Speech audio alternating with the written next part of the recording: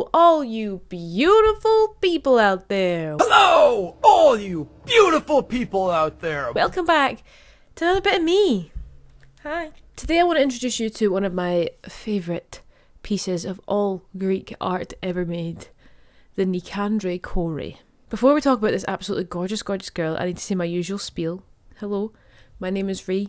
I'm an archaeologist and an ancient historian. Just finished my Masters in Classical Art and Archaeology. Waiting on my results.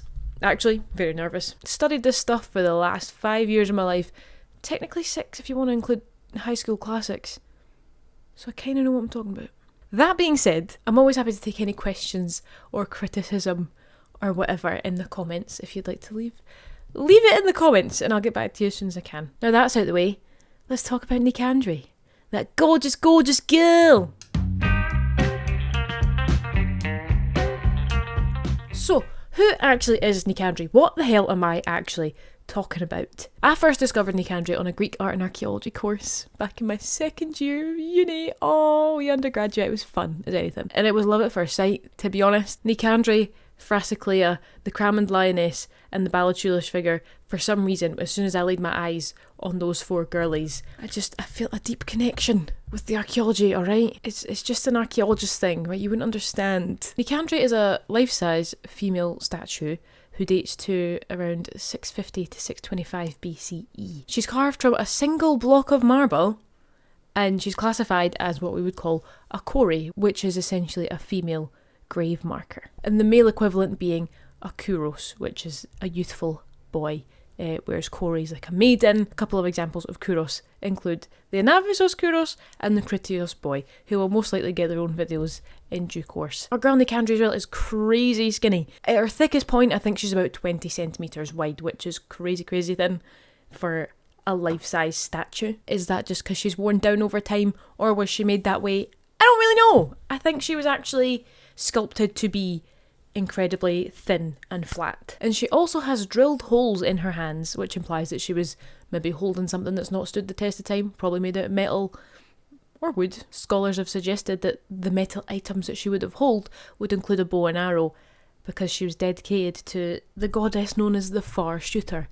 But I will get to all the dedication stuff in just a little minute, alright? Hold on, bear with me please. We don't know who actually sculpted her either, but she roughly fits into the Daedalic style of carving, sculpture. Carving's not really the right word for this, is it? The style taken from the artist known as Daedalus. She's got the archaic smile resting face. Her hair is very symmetrical with its braids and the fringe. She's standing completely front facing with her arms by her sides, and those are like the main characteristics of the Daedalic style, which can also be seen on the Lady of Auxerre, if you want another example. I'm getting better at tying in other examples, by the way, that's what I'm trying to do. And it's been suggested that this is from some sort of inspiration from Near Eastern art or Egyptian art, that kind of vibe. But sadly, obviously, Nikandre has suffered a bit of damage over time, so we can't see what she would look like in all her full glory. Mainly her face. I would have loved to have known what her face looked like, but it's all bashed in.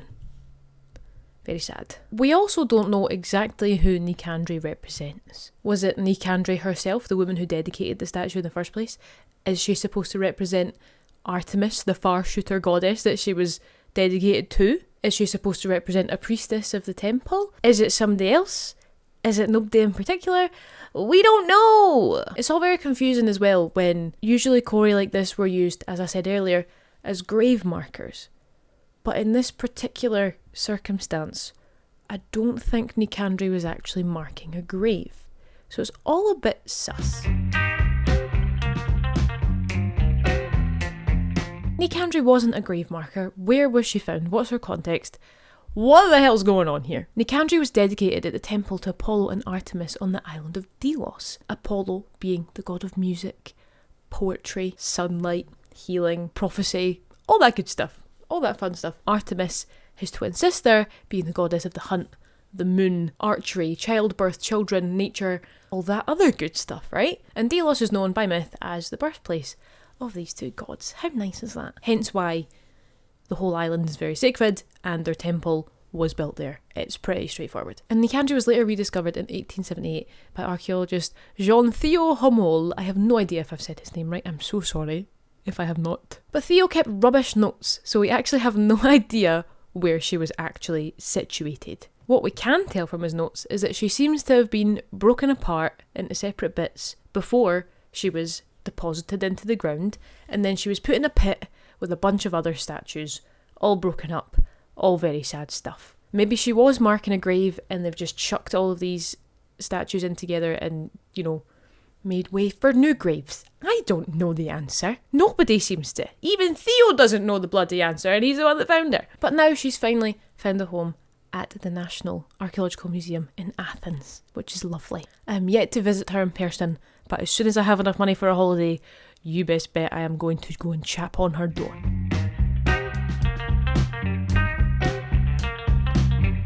Probably the most archaeologically important bit of Nikandre is the inscription that runs down the side of her skirt. The inscription reads, I've written it all down, Nikandre, daughter of Deinodikos the Naxian, outstanding amongst women, sister of Diomedes, and now wife of Phraxos, dedicated me to the far-shooting archeress. So there's a number of little bits that we can siphon out of this little passage. First off, it's written in the oxplow format, also called boustrophodon.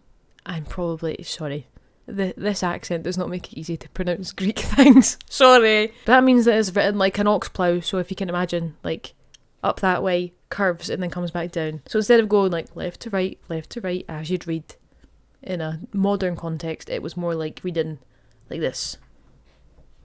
Does that make sense? And the phrase outstanding amongst women means that real life Nikandre was probably kind of a big deal. I'm kind of a big deal. But the only other thing that we know about real life Nikandre is the men that she was related to. Her dad, her brother, and her new husband. Which some may say reflects the patriarchal society in which she lived. Fair. The thing about this inscription as well as all other Greek inscriptions, is that they're meant to be read out loud. It says, Nikandre, whatever, dedicated me to the goddess, right? It's as if the statue is talking to the person who's reading it. Oral tradition was quite a big thing in ancient Greece, so it makes sense that nobody's really going to read in their head, They're going to read it out loud, and it's going to be as if the statue is the living being talking to the reader.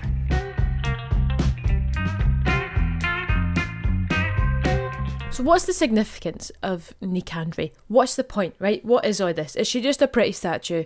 What is the point? Why am I sitting here talking about her to you? Because I think she's pretty and pretty cool. I don't know why. It's just a statue that I really like. But there's more to it than that. She has a great, well-preserved inscription, which can tell us a bit about how women were addressed. It can tell us about how dedications were kind of made. It can tell us about how dedications were written and how they were read within the society. She also represents a kind of crossover between two different stylistic eras at the time. Specifically, she calls Queen... Hello? Something just fell on my desk. Specifically, she seems to be a sort of hybrid between the Daedalic style I was telling you about earlier, which was really featuring around 675, 600 BCE, and Nikandre falls right into that time frame. But also the Greek monumental period was around 660 to 650 BCE. And the Greek monumental period is when statues started to take on slightly more realistic looks, the most obvious being life-size stuff. Statues from this period were also used as commemorative pieces for gods, but also as grave markers as well. So the crossover kind of happens with her Daedalic style, as I was saying earlier, with her hair and her stance. But also Nikandre is life-size. She's 5'9". She's just a teeny tiny bit taller than me. So she's kind of at the very brink of the Greek monumental period and starting to show these things maybe being implemented within Greek art. Ooh la la, this has turned into a big art history lesson, isn't it? So ding Nikandre all round. She's this kind of merger of the two different styles and the introduction of certain styles. How many times can I say styles? Once more. Styles. What the hell is a styles?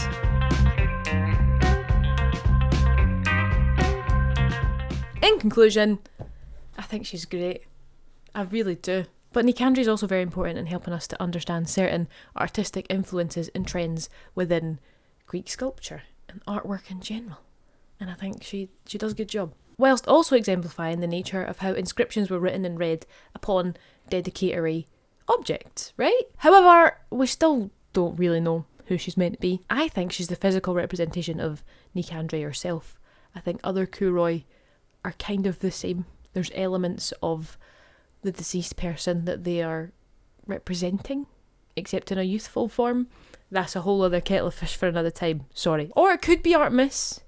We're just missing the objects that she was holding in her hands to really help us understand that. And of course, we don't know what she looked like in all her full glory, pre-deposition, with the objects in her hands.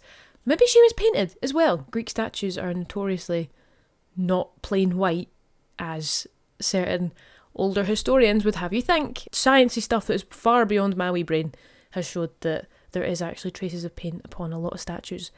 I don't know if that's been applied to Nikandre or not. That would be an interesting thing to find out. If anybody knows the answer to that, please let me know. But in my research, nobody mentioned anything about paint. So we just have to make do with what we've got in terms of, we have gorgeous, gorgeous Nikandre. But in her time, she would have been even more gorgeous.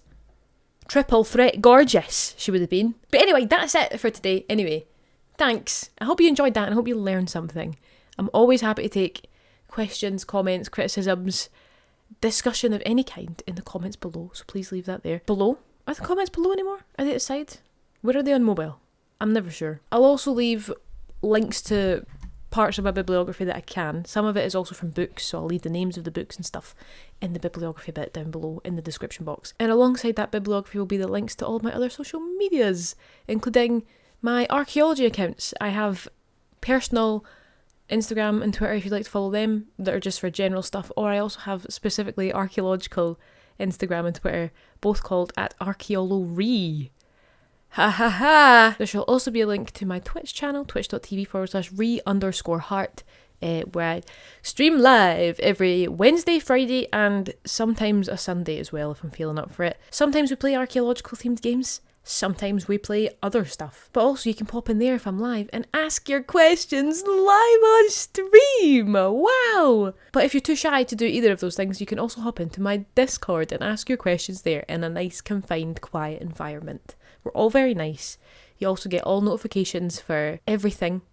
Anything that happens, Discord knows first, right? So you might as well jump in to make sure you're the first one to know what I'm talking about and what I'm doing. And that'll be that for this week. I hope you enjoyed it. I had a lot of fun cracking out the old undergraduate books for this one. Bringing the joy of Nikandre to the wider public. Because nobody knows about her. Also, don't forget to like and subscribe. This is YouTube. You can do it for free. Anyway, tatty bye troops. And I shall see yous next Tuesday. Smell you later!